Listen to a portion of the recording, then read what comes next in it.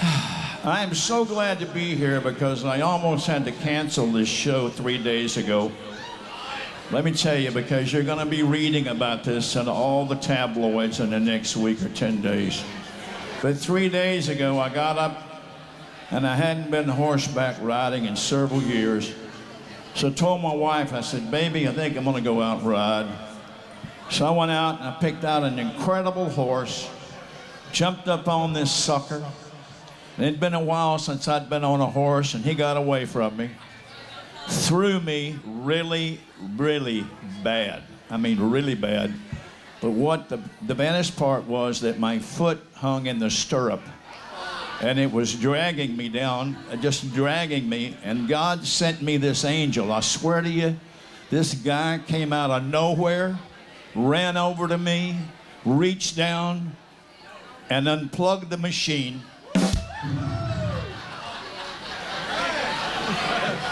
Yeah, it was a quarter horse.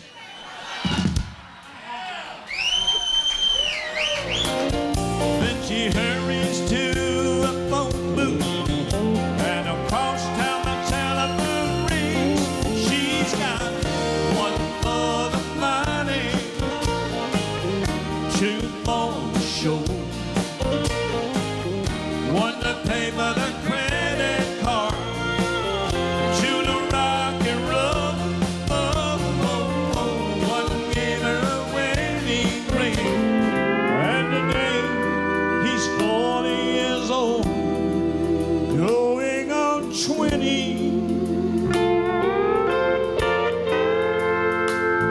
Don't look for the gray in his hair, 'cause he ain't got any. He's got a young thing beside him who just melts in his hands.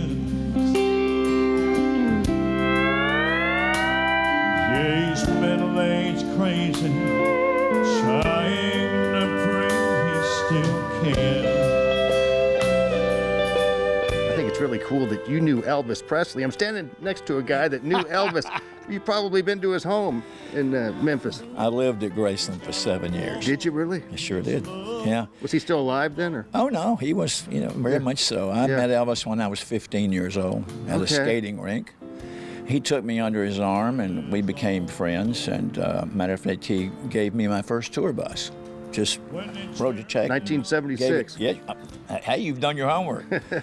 And matter of fact, there's a song on my new album that I've done that is kind of an anthem, and it's a song called "The Day Elvis Died," and it's going to be a great record, I think. But no, I did a concert at Graceland back in July, and I'm scheduled to do another concert at Graceland this coming August. So, yeah, those were great years with Elvis. What kind of guy was he?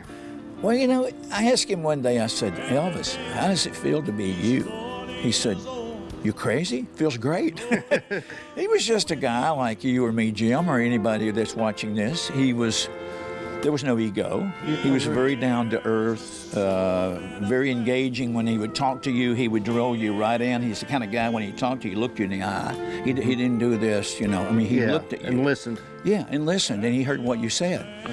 So, I can only tell you that all the years I spent with him, which was 16 years as a friend, one of my closest friends, I knew that each and every time that I was sitting down with him one-on-one through the years, I knew that I was sitting in the presence of greatness, and I drank it all in.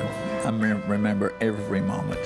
Yeah, imagine you were pretty sad when he passed. It was tough. I had just left Graceland the night before and saw him a few hours before he passed. And it was a very, I don't know, I think sometimes I'm still in denial a little bit, like a lot of people are, because when you're that big and you die, it scares the heck out of you, because then you realize if someone like that can pass, you can too.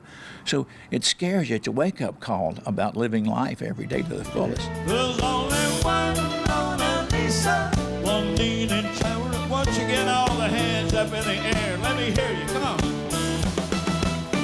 There's only one Eiffel Tower, one tiny Starwood, one New York town, one Fifth Avenue. There's only one Jesus.